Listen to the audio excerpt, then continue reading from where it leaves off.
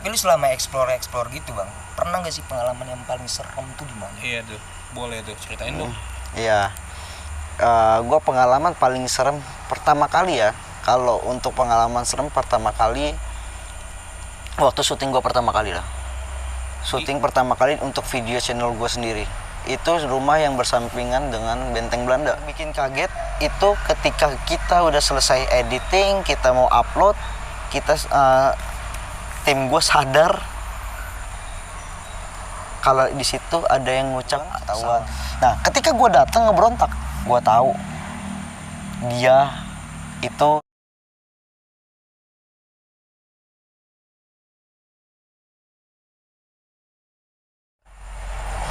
rumah yang bersama dan terkenal sebagai sarangnya kuntilanak merah. Ya, gitu kan. Gue penelusuran saat pertama kali gue pribadi siap. Hari pertama H-1 itu gue tekad sama tim gue setelah ngebentuk sama tim gue, channel gue. Taruh aja. Sama channel gue udah kayak gitu. Pas malamnya tuh, pas besok mau syuting tuh gue merasa kayak down aja gitu kan pertama kali tuh. Gue pribadi gue berani. Tapi yang gue pikirkan tim gue. Iya, karena oke lu kuat, tapi tim lu belum tentu. Karena ini baru pertama kalinya melakukan gitu. Tapi kalau pribadi gue dengan latar belakang gue dengan hal-hal mistis, gue masih udah biasa gitu lah ya kan gitu. Bukan hal baru lah ya, buat lo. Akhirnya syuting, gue biasa baru pertama kali gue briefing semuanya. Gue masuk berempat. Saat itu gue masuk pertama kali berempat. Dan kita itu biasa kan dari syuting itu dari ujung ke ujung rumah ya. Pas udah nyampe belakang, kita udah mau selesai, kita udah off kamera, kita mau mau naro kamera buat ghost activity. Itu tuh kita bener-bener pintu samping gue tuh digebrak, itu ditutup. Nah, saat itu ditanya gue takut. Gue takut, tapi gue mencoba mengendalikan tim gue gitu loh. Jangan sampai gue yang ngomong untuk jangan takut, kita juga takut gitu loh. Yang ada semua lari. Dan saat itu salah satu tim gue, kameramen gue tuh si Adar udah mau kabur, udah mau melangkahkan kakinya itu loh, tapi gue tahan. Iya sih, karena kayak ya mereka ya bukannya gue so tau atau gimana ya, makhluk itu kan nyerap energi kenakutan gitu. Iya benar. Sebenarnya lebih tepatnya gini sih, ketika lu lebih besar hawa takut lu, itu semakin terjadi. Gitu loh. Akhirnya gue cuek aja udah. Itu pun pas off kamera.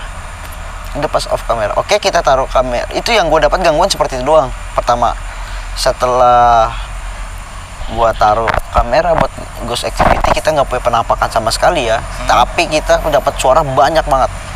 Dan yang riuh banget, banyak suara itu bisa dilihat itu video gue. Ya gue tonton. Dan yang bikin kaget itu ketika kita udah selesai editing, kita mau upload, kita tim gue sadar kalau di situ ada yang ngucap assalamualaikum. Tapi ketika kalian syuting itu nggak ada. Itu jelas banget. Gue sampai yang tadi gue lagi sakit, gue saat itu kondisi lagi sakit, gue langsung seger denger itu bener apa enggak sih. Gue sampai gedein headphone gue buat dengerin itu bener ternyata itu assalamualaikum gitu kan. Itu yang pertama. Yang kedua, waktu gue explore di salah satu hutan kota ya kan di Jakarta. Itu gue datang ke situ dengan bintang tamu, yaitu saudara gue sendiri yang punya kelebihan bisa melihat. Oh, di Indigo gitu? Iya, kelemahannya dia nggak bisa nahan kalau mau masuk. Oke, nah jadi saat itu gue udah sama mereka datang ke sana, baru nyampe pun kita masih mau parkir mobil aja, saudara gue itu udah bilang minta balik. Karena menurut dia penunggu jahat semua. Oh enggak, dan kayak nggak suka gitu? Nggak suka kita datangnya, kita itu nggak suka. Dan dia tuh maksa kita suruh pulang. Dan gue bukannya egois sih sebenarnya. Gue bilang kita udah jauh ke sini, gue tetap mau syuting. Lu bisa ngeliat, tolong lu izin dengan cara lu musang ya. Oh maaf, kucing. Gue ulang ya. Gue bilang lu bisa lihat, lu izin pakai cara lu. lu minta izin sama penunggu sini, gue bakalan izin dengan cara gue, itu loh. Itu kita di situ ngabisin waktu 1 jam lebih cuma buat minta izin. Yang ujung-ujungnya saudara gue yang bisa ngeliat itu nyuruh tetap pulang. Karena lokasinya buntu tuh ya. Ya, bagi dia, menurut dia ada salah satu penunggu utamanya, orang tinggi besar hitam yang tidak ngasih izin ke dia sama sekali dan menyuruh memerintahkan kita untuk pulang. Itu apa sih, genderuwo gitu? Sejenis genderuwo. Dan gue langsung ngomong apa? Itu terlintas di mulut gue. Dah persetan, makhluk halus. Gue bilang, kan kita tetap syuting. Syuting berjalan. Memang menurut warga situ, ada warga situ tuh, Mas, beberapa YouTuber, beberapa konten kreator datang ke sini tuh nggak pernah selesai.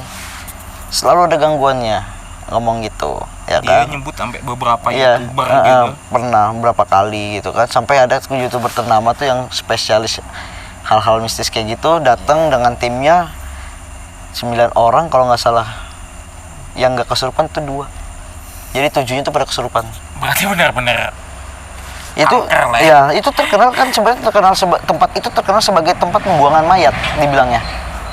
Oh, historinya gitu. Ya, historinya tempat pembuangan mayat. Jadi saat itu, waktu itu gua mulailah saat itu dengan apa ya, dengan keegoisan gua akuin gue egois waktu itu. Gua lanjut syuting dan gak nyampe 4 menit kita syuting terjadilah Apa tuh? kesurupan. Si Saudara gua, bintang tamunya ya, ini ya. bintang tamu gua ini kesurupan dan gua mutusin buat nyelesain syuting gua karena kondisinya gua di pinggir danau. Gua nggak berani untuk menanyakan sesuatu ke bintang tamu ya kan, karena gua tahu dia penunggu situ kan.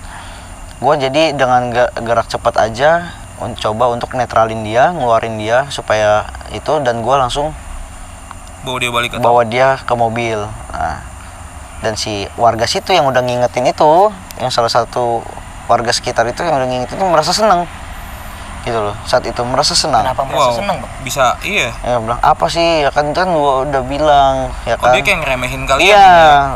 Akhirnya gue di situ terpancing lah emosi gue saat itu. Gitu. Waktu itu gue kekeh, gue mau syuting gitu loh. Gue mau lanjut syuting tanpa bintang tamu gue gitu loh. Tanpa bintang tamu gue. Udah kayak gitu gue bilang sama, akhirnya gue dilarang dengan tim gue, udah jangan dilanjutin. Dan gue karena gue emosi dengan omongan warga itu, gue bilang sama bapak itu, Pak, saya begini, saya stop karena saya bawa orang yang bisa ngelihat, dan orang ini tidak bisa menahan kalau untuk tidak kesurupan. Dia tuh lemah. Gue bilang gue janji gue bakal datang. Saat itu gue syuting malam Selasa dan gue putusin hari Kamis itu malam Jumat lagi gue datang ke tempat itu. Gue selesaiin syuting gue sampai ujung selesai. Dan selesai. Sebenarnya dalam explore gua, ya insya Allah lah gue 100% tanpa gimmick ya. Tim gue juga tahu. Terkadang hal-hal mistis yang gue alamin itu ketika kita lagi persiapan, lagi prepare. Itu sih kayak yang tadi kita alamin lah. Kayak tadi kita alamin. Benar-benar. Yang kita alamin itu justru lebih besar pas kita lagi prepare. Contoh misalkan gue baru kali ini doang nih sama Gulita TV mau syuting, kita survei dulu pinggiran semuanya. Biasanya gue nggak pernah pakai survei. Tahu depannya doang gitu loh. Biasanya gue gangguan itu ketika gue lagi nyiapin alat. Kayak contoh waktu gue syuting di salah satu villa yang bekas tempat bunuh diri, tempat orang gantung diri. Kita lagi persiapan alat gitu loh. Itu kita rame. Kita lagi siapin alat, kita diketawain. Itu orang ketawa tuh kayak kita lagi ngobrol begini gitu. Dan loh. semuanya Dengar semuanya gitu loh. Itu kuntilanak. Kuntilanak, perempuan, suara perempuan. Memang di situ terkenal memang kuntilanaknya gitu kan. Terkenal banget itu kayak ini nggak sih, ada kemungkinan bahwa itu arwahnya si perempuan yang bunuh diri ini, atau dia cuma dia yang bunuh diri laki-laki. Oh, yang bunuh. Nah, ini sama tempatnya kayak gini. Ini ada villa, di situ kuburan. Sadis. Warga sekitar gitu loh. kuburan warga sekitar. Nah jadi di situ gue nyium bau bangke, bau anyir lah. Sampai tadi gue sebenarnya sempet tuh, gue lupa tuh ya. Gue tadi sempet di situ pas mau keluar dari tempat yang tadi itu, dari yang kamar-kamar itu, gue nyium bau bangke. Entah gue ngomong deh, gue nyium bau bangke gitu loh, gue nyium bau bangke. Tuh. Nah, ya itu sih pengalaman yang paling serem ya. Ya sebenarnya kenapa gue udah terbiasa ya, udah nggak asing lagi dengan dunia mistis, karena gue kan basicnya dulu supir jenazah gitu ya kan, basicnya supir jenazah, dan apalagi gue punya keluarga yang istilah kata identik sama hal-hal mistis gitu kan, nggak asing lagi ya, walaupun gue dulu penakut gitu, tapi bagi gue sekarang itu gue nggak asing lah kayak gitu, itu doang. Untuk masalah penakut tapi waktu lu di danau itu, saudara lu kemasukannya jin setan yang larang kita masuk yang penunggu utama berarti? Penunggu utama itu. Penunggu utama. Jadi kalau bagi gua apa ya? Kalau kita explore dengan orang-orang yang tidak punya kelebihan kayak bisa ngeliat, bagi gue itu masih aman. Kalau gue cuma bisa ngerasa doang. Gue tahu gue nggak bisa, kayak contoh misalkan gue bisa ngeliat gini enggak. Tapi gue tahu kayak misalkan contoh, kok itu kayak perempuan ya, kayak dia ada perempuan di situ ya. Nah itu gue cuma bisa feeling doang begitu. Kayak gue bisa tahu kayak lu tadi tuh, lu kayak udah mau kenal itu ya, karena ya gue yang gue punya kelebihan itu ya itu doang. Gue cuma bisa ngerasa doang ketika ada sesuatu yang nggak beres gitu ya kan. Ini kayaknya dia anak gue, dari tadi ngeliat mukanya dia sampai gue minta gue di stop itu tadi, makanya gue minta stop dulu nih. Karena gue ngeliat dia itu, si Juan ini udah nggak, kondisinya udah nggak memungkinkan itu loh sebenarnya gitu loh. Itu feel atau kayak ada yang bisikin lu nggak? Enggak, itu feel, itu murni gue ngerasain. Karena gini ya, nggak tahu itu terbentuk ketika gue jadi supir jenazah itu doang. Itu terbentuk seakan-akan kayak gue pernah nih ya, ini gue nggak bohong, ini cerita pengalaman pribadi gue sendiri. Gue nyembuhin teman gue yang kena santet ya. Gimana tuh? Jadi ini masih kayak apa ya, gue ceritanya waktu itu jam 12 kurang berapa menit lah gitu loh. Lagi nongkrong bertiga itu sama teman gue, lagi main PUBG itu di depan itu kan. Di depan. Terus tiba-tiba teman gue itu pulang sama pacarnya itu. Teman gue itu pulang sama pacarnya naik mobil, turun dari mobil. Dia negor gue pas mau masuk ke rumah itu. "Woi Pal," gitu kan. "Woi Mi," gue bilang gitu. Gak lama cowoknya masuk ke dalam nyusul dia. Dan gue ngomong sama teman gue itu yang dua orang tadi, yang sama dua orang itu. Dia kenapa? Dia kesambet setan apa tuh gitu. Gue ngomong kayak gitu, itu terucap doang dari mulut gue gitu loh. Karena gue ngeliat dia memang beda. Cuma refleks apa? Iya. Cuma gurauan aja ya? Bukan gurauan, memang gue ngeliat dia beda. Tapi gue refleks ngomong. Dia kesambet setan apa tuh? Oke. Nggak selang 1 menit itu gue langsung pindah, semua pindah. Pindah tongkrongan ke teras rumah gue. Iya. Gitu kan, itu kan rumah cuma depan-depanan gitu kan. Gue pindah. Baru lagi duduk di situ 2 menit, nggak nyampe 5 menit, teman gue yang satu ditelepon. Salah satu teman gue ditelepon sama adiknya teman gue yang negor tadi. Negor gue tadi, adiknya negor. Terus dia bilang gini, pas dia angkat telepon dia langsung mukanya ke gue serius, "Pal, bener Pal kata lu, kenapa?" Namanya Mia ya. Si Mia kesurupan. Anjir, terus?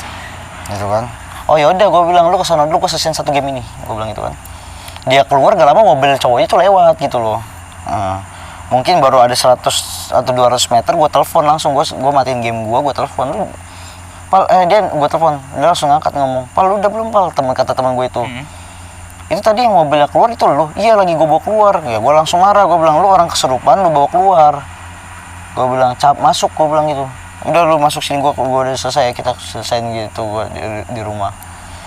Nah, dia bawa ke rumah. Pas gue masuk ke dalam rumah itu, teman gue ini nggak berontak.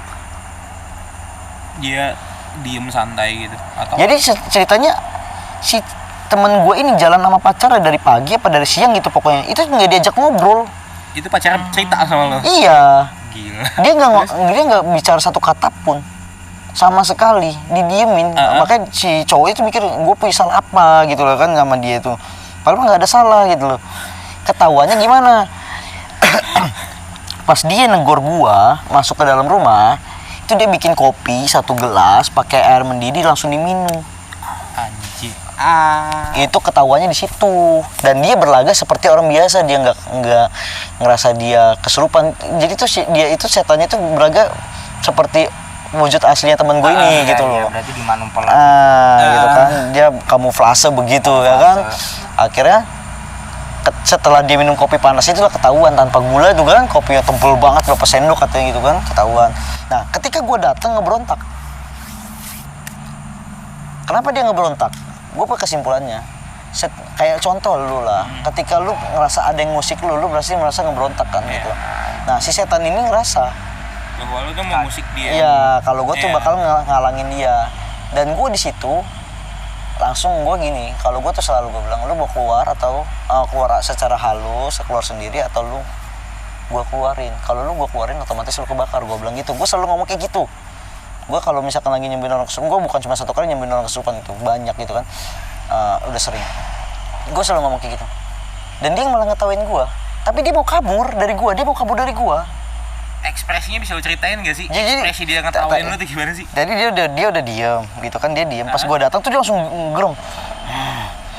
Tapi dia mau kabur. Dia mau lari, dia nggak mau lihat muka gue. Dia sama sekali tidak mau lihat. Tatap mukanya, gue bilang sama teman gue, pegangin mukanya, ngeliatin muka gue. Gue bilang itu kan, dipegangin. Gue tanya, lu siapa? Pokoknya melengos, dia nggak mau. Gue tanya, oke, gue nggak mau kasihan karena gue tahu orang kesurupan itu kesakit badannya. Pasti.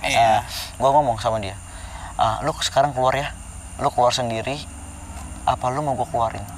Kalau lu gue keluarin, lu pasti sakit, gue bilang gitu. Dia ketawain gue, gitu. Itu ketawa ngeledek. Gue paling kesel gitu kan. Akhirnya apa? Oh lu ya, gue bikin kebakar lu ya gitu kan. Gue coba pertama kali, di situ gue langsung tahu. Ketika percobaan pertama gue ngeluarin dia, di situ gue baru tahu kalau misalkan dia bukan kesambet, dia bukan kesurupan, dia bukan kayak modelan kesambet, ketempelan, bukan. Gue tahu dia itu setan yang masukin dia itu setan kiriman. Santet. Feeling gue kuat ke situ, gitu loh. Itu lu bisa tahu karena apa, Bang? Feeling. Orang keset, feeling pertama feeling ya. Terus setelah gue telah 2 kali percobaan, bedanya orang kesambet sama orang kiriman kayak gitu, setan kiriman ya, setan kesambet sama setan kiriman beda tuh. Kayak contoh misalkan dia ngeliat, gue habis ngeliat perempuan, terus dia nyampe rumah kesurupan. Itu dikeluarinnya gampang. Tapi kalau misalkan kiriman, 2 cara ngeluarinnya. Gimana? Kalau misalkan setan kiriman ya, ada 2 cara. Pertama, nunggu tugas dia selesai. Oh, sampai terlaksana lah. Kedua, kita kalahkan. Itu doang. Nah, akhirnya gue coba kedua kali kayak gitu, ketika gue ataupun seperti semuanya lah, ketika nyoba untuk nyembuhin orang kesurupan itu pasti energinya habis, kesedot. Gue udah lemes nih kedua, capek banget lah percobaan kedua ya kan. Terus gue bilang, tapi gue mencoba untuk kayak biasa aja di depan tuh setan, tuh teman gue yang lagi kesurupan. Gue bilang, lu keluar, lu mau gue siksa terus. Dia tuh kepanasan gitu loh. Dia tuh kepanasan setelah percobaan gitu kan. Lu gue masih mau kayak begini terus gitu kan. Kata dia, ya udah. Dia bilang dia minta mau keluar dengan 1 syarat, anterin saya. Gue tanya kemana? Ke Gunung Gede. Orang gila lu keluar sekarang, gue bilang. Yang ketiga kali gue benar-benar drop, gue udah nggak kuat. Itu padahal udah seperti mau keluar ke kerongkongan gitu loh, udah kayak gitu. Tapi gue balik lagi, tenaga gue udah habis gitu kan. Oke, akhirnya tuh dia punya bapaknya itu juga orang bisa lah gitu loh. Cuman ketika bapak sama mamanya gue suruh keluar, sama bapaknya malah tidak ngerespon sama sekali. Malah si teman gue yang kesurupan ini melakukan tindakan kepengen ngebunuh mamanya. Tadi kan pas bapaknya tuh di belakang ini bapaknya di belakang nih, gue di samping sini. Bapaknya tuh baca-bacain, tapi dia nggak berkutik, dia cuma gini aja gitu. Terus dia sama lu ya? Iya, pas ketika dia ngomong baju hijau gitu, dia tiba-tiba ngomong baju hijau. Gue bingung, baju hijau apa gitu kan, siapa baju hijau? Gue pikir dia pakai baju hijau gitu si setan ini, karena yang masukin ini perempuan. Pas gue lihat mamanya, gue lagi mikir-mikir kayak gitu, tiba-tiba dia ngomong mati lu. kamu saya matiin apa gimana, gue lupa, pokoknya mau dibunuh aja, saya bunuh kamu gitu. Pas gue lihat mamanya pakai baju hijau, daster hijau, itu udah mau berdiri cekek, dia udah mau berdiri, dia udah tangannya udah begini nih, tangannya udah begini nih. Gue langsung banting, gue refleks, gue banting ke kursi itu anak, gue tahan palanya begini nih, mukanya dia di bawah tangan gue nih, langsung gue bacain kupingnya, gue bacain doa, dia keluar. Saat itu dia keluar. Dan setelah kejadian itu dia udah keluar, gue bilang sama bapaknya juga orang bisa. Bapaknya sama gue sependapat kalau dia tuh santet. Dan siapa? Santet mantannya. Gitu. Mantannya. Dan saat itu di situ gue berlima. Dia sama pacarnya. Ini maksudnya. Iya berlima. Gue mendengar suara orang nangis selama kurang lebih 10 menit. Itu kayak kita lagi ngobrol kayak gini, Pak. Intens nangisnya. Iya. Jelas ya. Bener jelas, gak putus. Nah, itu di dalam kamar dikunci. Kamar saudaranya itu dikunci, gak bisa dibuka. Bilang, udah ya gue mau bersihin kamar itu ya. Tiba-tiba dilarang. Sama teman gue yang habis kesurupan ini. Lu jangan ya. Terus gue langsung ngomong. Gue tanya teman gue, banyak saksinya, gue bilang. Ini bukan lu yang ngomong, gue bilang. Lu mau keluar sekarang, mau keluar lagi ini, tapi bukan yang setan yang masukin ke dia tadi. Oh, beda lagi. Beda lagi. Ini bukan lu yang ngomong. Lu penunggu kamar belakang kan? Gue gituin. Emang kamar belakang itu terkenal keserem. Lu penunggu kamar belakang kan? Lu keluar sekarang gak apa, gue mau bikin lu kesiksa kayak temen lu tadi, gue bilang gitu. Gue ngomong kayak gitu. Terus dia langsung tiba-tiba bangun gitu. Jadi kayak sadar. Oh, langsung sadar tuh. Langsung ngomong kayak gini. Kok gue di sini sih? Tadi kan gue di kamar. Emang dia tadi di kamar, pamit tidur, udah gue suruh tidur masuk gitu loh. Tiba-tiba dia keluar.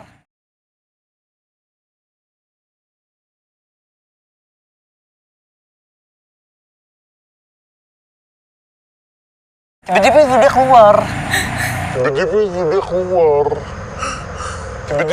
keluar. Ternyata tuh dia memang kena lagi dari penunggu si kamar itu.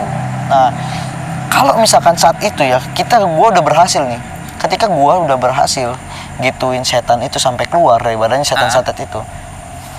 Untuk sementara si orang itu bakalan aman yang disantet itu. Untuk sementara ya. Karena apa? Yang difokusin sama si dukunnya itu. Orang yang menghalangin, yaitu bapaknya atau gue. Dan bener aja di rumah gue ngedengerin suara nangis dari jam 4 subuh, coy. Sampai jam 5. Gila. Saudara gue yang denger. Gue pulang itu jam setengah 6. Dia bangun, gue datang tuh dia bangun lagi mau mandi, dia ngomong ke nenek gue. Itu tadi di kantor di sebelah rumah ada suara perempuan nangis dari tadi berapa jam katanya ngomong denger. Nah itu larinya kan gue bilang gitu. Itulah namanya kayak gitu, gue bilang bedanya ya kalau setan kesambet sama setan kiriman tuh kadang-kadang kayak gitu susahnya. Bedanya tuh gampang bedanya. Kalau kesambet tuh setan-setan yang suka iseng gitu kan itu mah gampang keluarnya dibanding setan kiriman. Iya, karena mereka punya tugas gitu loh, punya tugas gitu. Dan saat itu kalau misalkan kita ngalangin ya si dukunnya mencoba ngancurin penghalangnya dulu, itu doang. Dan alhamdulillah sekarang dia jadi si santetnya itu berupa apa ya, kayak lu tuh nggak pernah akur sama pacar lu gitu loh, jadi lu nggak bakal pernah lama, lu selalu ribut terus gitu loh. Memang dia dari semenjak putus sama mantannya itu selalu selalu berantem, dapat pacar tuh nggak lama pasti kayak gitu putus ya. Dan dia tuh punya halusinasi, dia tuh kerja di gedung tinggi selama kena dia santet itu dia 3 tahun loh nggak sholat loh. Kalau dengar azan tuh geli kupingnya. Lama ya? Iya, selama 3 tahun itu dia kalau dengar azan ketawa. Geli kupingnya gini-gini. Gitu. Gua nggak bohong. Tapi alhamdulillah semenjak itu dia udah nikah sekarang, sholat juga udah mau lah, udah berkerudung lah, masih mau mendengarin. Tapi kayak ada efeknya nggak sih, kan mengingat dia udah 3 tahun. Dia ada ini. Ada efek sampingnya nggak sih itu ke badannya? Nggak ada. Alhamdulillah nggak ada. Jadi yang jelas dia tuh selama kena santet itu ada halusinasi kayak kepengen enak bunuh diri nih. Dia kerja di dia kerja itu di gedung ya, di lantai 30. Kadang-kadang dia kata gini, ini enak kali ya loncat dari lantai 30 gitu. Terus kadang-kadang dia kalau lagi masak megang pisau gitu ya kan, ini kayaknya enak ya, makanya dia suka baret itu, selama kena itu suka baretnya, ini enak kali ya kalau dipotong gini. Jadi ada halusinasi itu seperti itu. itulah yang makanya gue bilang kayak gitu. Tendensi untuk nyakitin diri sendirinya ya. Udah itu aja. Oke. Jadi ya itulah sekian cerita dan pengalaman yang kita lakuin di sini, pengalaman dan kejadian-kejadian yang kita alamin. Baik dari gua pribadi, Juan sama Bang Padu. Padahal tadi dari tim lu juga katanya ada yang disentil ya kuping. Iya. Itu tepatnya ketika keluar dari dapur umum ya. Semua dari situ. Ya. Emang ketika keluar dari dapur umum auranya paling kuat ke base camp penjaga-penjaga sini lah ya. Itu ya kru kita tuh di belakang dan kupingnya kayak disentil gitu. Bukan kayak disentil, emang disentil ya. Gitu. Terus tadi denger juga suara kita ngomong oke. Iya. Ada juga. Oke. Iya. Kayak ngeledek. Iya, memang suka kayak gitu. Jadi gitu aja. Iya dah, kita akhirin aja untuk malam ini. Ini gitu. Oke, dan buat kawan-kawan yang pengen ngelihat gimana seremnya tempat ini dan gimana tadi penelusuran kita, bisa dicek di channelnya Sidak Misteri. Mungkin begitu aja dari kami, gua Anka, Gue Juan, dan bintang tamu kita. Dan gua Resvaldi. Oke, sebelum itu jangan lupa di like, komen, dan subscribe. Pantengin terus channel kita Gulita TV.